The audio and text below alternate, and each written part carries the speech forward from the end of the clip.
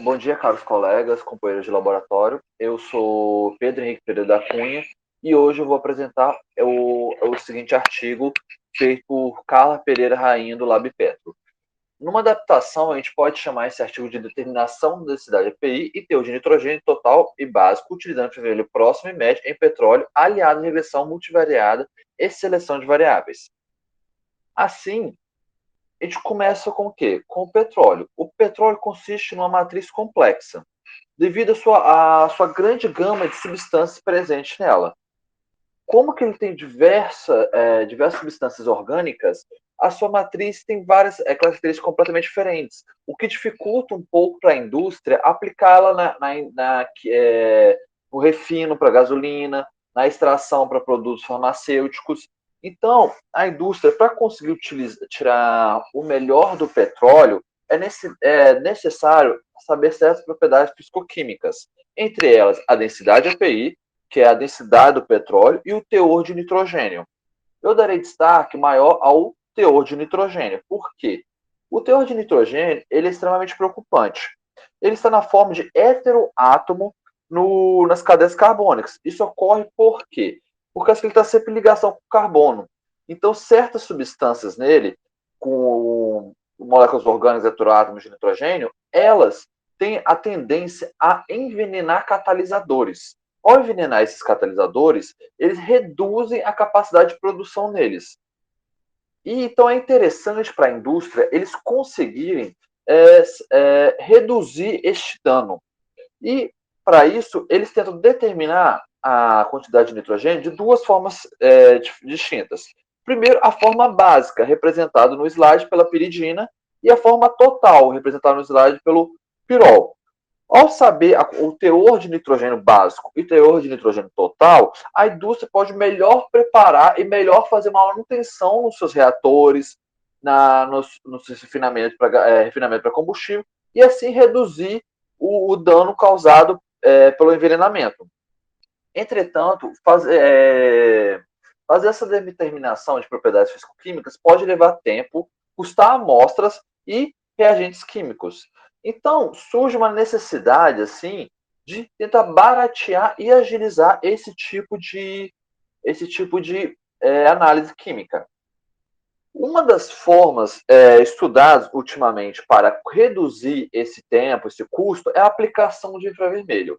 Aqui nós temos dois espectros de infravermelho de petróleo. O primeiro de NIR, que é o infravermelho próximo, e o outro é o Mi, infravermelho médio. Você pode ver que eles são bastante diferentes. E eles dão diversas informações para a gente, porque o infravermelho ele dá informação sobre as ligações químicas contendo nas moléculas. Aqui no caso do petróleo, principalmente as moléculas orgânicas envolvidas na matriz. Entretanto, propriedades como densidade API ou teor de nitrogênio ficam difícil visualização aqui. Mas, por exemplo, se eu aplicar uma coisa chamada calibração multivariada, eu consigo tirar essa informação. Na calibração multivariada, a gente utiliza processos estatísticos, químicos e matemáticos, para assim extrair o máximo de informações possíveis. Um dos modos de calibração multivariada mais utilizado é o PLS.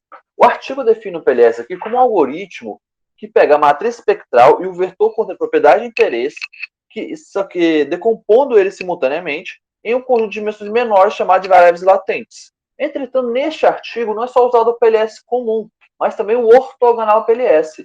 Neste método, se separa essa variação sistemática em duas partes, ou seja, o OPLS funciona em duas partes. Primeiro, que é achar as variáveis correlacionadas e outras não correlacionadas. Assim, a gente não tem o uso de variáveis latentes, mas sim de variáveis correlacionadas e não correlacionadas, ou OC. No caso aqui também do artigo, a gente não utilizou só calibração multivariada direta, mas também utilizou seleção de variáveis. As seleções de variáveis escolhidas foram três. A primeira, a IPLS, que é o PLS de intervalos, o CPLS, que é o sinergismo entre intervalos, e o CARS-PLS.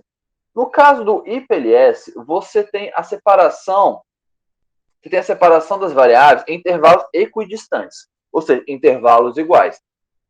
E você utiliza um intervalo isoladamente para conseguir obter um ótimo resultado. Normalmente utilizando só um.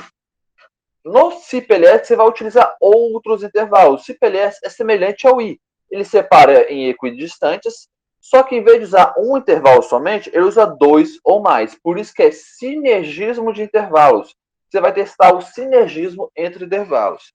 Já a seleção por caso consiste em reduzir e combinar os comprimentos de ondas do espectro, utilizando uma metodologia baseada na sobrevivência mais rápido, uma metodologia baseada no darwinismo.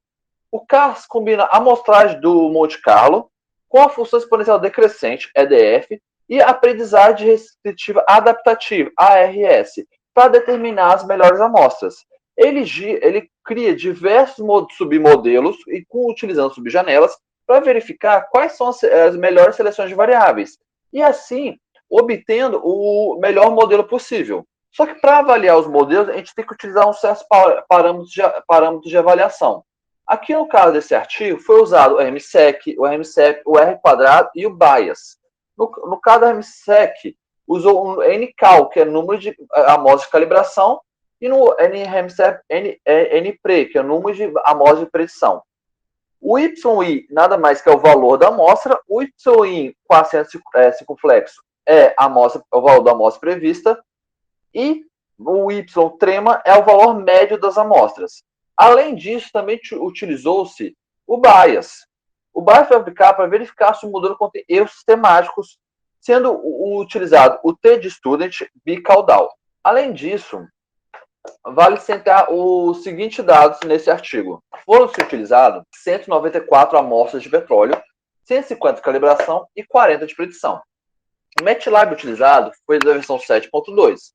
E o Mi foi utilizado no comprimento de onda de 4.650 com resolução de 4 centímetros e o dano no número total de variáveis de 3.350. Já o Ni variou no comprimento de onda de 8.500, no número de onda, comprimento de onda de 8.500 a 4.000, com resolução de 8 centímetros e número total de variáveis de 2.251. Resultado de discussões. O artigo inicia os resultados analisando esses três gráficos na figura 1. O primeiro gráfico mostra a densidade API das amostras de petróleo utilizadas. Nós notamos que a maior fase de densidade API é na intervariação 25 e 30. Já no gráfico B e C, nós temos um gráfico que analisa o teor de nitrogênio básico, o teor de nitrogênio total, pela densidade API das amostras. A gente nota que existe um crescimento no teor de nitrogênio em ambos os gráficos, tanto B quanto C, quando a densidade API se reduz. Ou seja, como que a gente pode afirmar que as amostras de petróleo de maior densidade, elas têm um teor de nitrogênio maior, com base nesse gráfico, e com base numa afirmação dita anteriormente pelo artigo. Já no espectro, nós temos que fazer certas análises. O espectro utilizado, inicialmente, é os dois de cima. Entretanto, foi utilizado o ARPLS para corrigir a baseline do espectro. Nota que, principalmente no NIR, o espectro teve um espalhamento muito grande. Isso pode ser devido à quantidade de asfaltenos presentes nele. Assim, nós temos o A como NIR, o B como NIR depois de passar o ARPLS, o C como MI e o D como o MIR com ARPLS. No NIR, na região entre 8.500 e 4.000, no comprimento de onda, fornece informações sobre ligações químicas, transições harmônicas e combinações, principalmente ligações de hidrogênio com outros átomos, por exemplo, como nitrogênio, enxofre, carbono e oxigênio. Já no Mi, a gente tem certas bandas que a gente tem que destacar. Por exemplo, 3.600 e 3.200, que são ligações de nitrogênio com hidrogênio e oxigênio com hidrogênio. Já os picos em 1.650 e 1.500 e também o 1.240 a 1.030 nós temos relação, o primeiro, com a dobra de nitrogênio com hidrogênio, corrigindo, o 1650 e 1500, ele tem relação direta com dobra de nitrogênio e hidrogênio. Já o 1240 e o 1030, de 820 a 650, que são devidos a alongamentos C-nitrogênios e deformação angular cis-trans nitrogênio e hidrogênio. Os resultados. Aqui nós temos os principais resultados que a gente pode dizer para a densidade API. No primeiro modelo de Mir, nós temos que os resultados ficaram muito próximos um ao outro e nenhum houve erro estatístico, então nenhum foi descartado. Entretanto, foi escolhido o modelo CIP-LS para ser considerado o melhor modelo do Mir para densidade API. Isso foi devido ao menor número de variáveis selecionadas pelo modelo. Já no NIR-PLS, tanto o PLS como o IPLS como o CIPLS apresentaram erros nos resíduos, sobrando assim o modelo OPLS e o CARS-PLS. Só que aqui foi escolhido o CARS-PLS como o melhor modelo. Isso porque o número de variáveis escolhidos por ele foi menor. E não foi encontrado diferença estatística entre o CARS-PLS e o OPLS. Assim, o autor ele tentou verificar qual seria o melhor modelo. Se seria o CARS-PLS do NIR com RMSEP 0,9 ou o CIPLS com MIR com RMSEP de 1,1. Como foi feito o teste estatístico e constatou que há uma diferença, foi escolhido o CARS-PLS do NIR como melhor modelo para densidade API. Já no nitrogênio total, o CIPLS e o CARS-PLS apresentaram erros de tendência, então eles foram cortados na avaliação final do MIR com os modelos. Já, nesse gráfico aqui, nesses modelos aqui do total de nitrogênio, o escolhido foi o IPLS. Por que foi o IPLS? Porque não foi encontrada diferença estatística entre o PLS, o IPLS e o OPLS. Entretanto, o IPLS selecionou uma parte importante do espectro, que é a faixa entre 1319 e 985 do comprimento de onda. Isso porque essa faixa é importante? Porque ela é de estiramento C-nitrogênio e CO. Então, são compostos diretamente coligados com o teor nitrogênio total. Já no caso do NIR, o CIPLS apresentou erro de bias. E os restantes modelos foi feita análise estatística para ver quem tinha diferença e quem não tinha. E encontrou-se diferença entre o CARS-PLS e o IPLS, mas não entre o CARS-PLS e os demais. Assim, o CARS-PLS foi selecionado como melhor, porque novamente, ele selecionou o número de 242 variáveis, então menor variáveis. Além disso, essas variáveis eram da região entre 8.500 e 4.024 do comprimento de onda, que é de ligação de nitrogênio com hidrogênio. Na comparação entre o IPLS e o CARS-PLS, foi percebida uma diferença estatística. Então, como que o RMSEP do CARS-PLS é menor, o RMSEC é menor que o do IPLS, o CARS-PLS foi considerado melhor, porque além de ter diferença estatística, os parâmetros de avaliação são melhores. Já no teor de nitrogênio básico, houve um série de modelos que apresentaram erro de estimativa. Por exemplo, no caso do MIR, apresentou-se erro de estimativa no IPLS, no CARS-PLS e no OPLS, sobrando assim só o CIPLS e o PLS.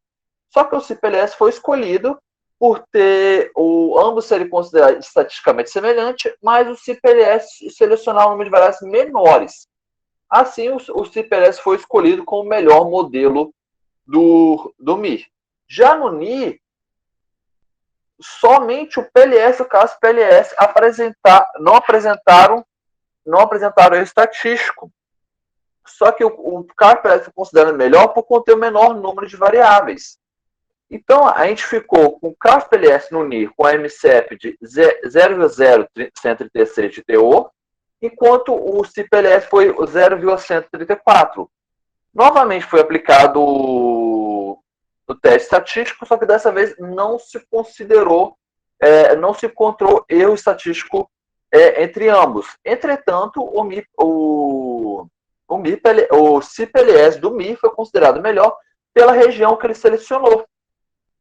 Porque a região que ele selecionou é uma região de estiramento de carbonilo e estiramento CN.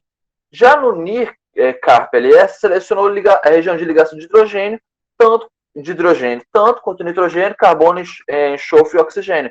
Então, considerando que o CIP-LS selecionou melhores regiões mais diretamente relacionadas com a propriedade assim pesquisada, considerou o CIP-LS do MIR melhor.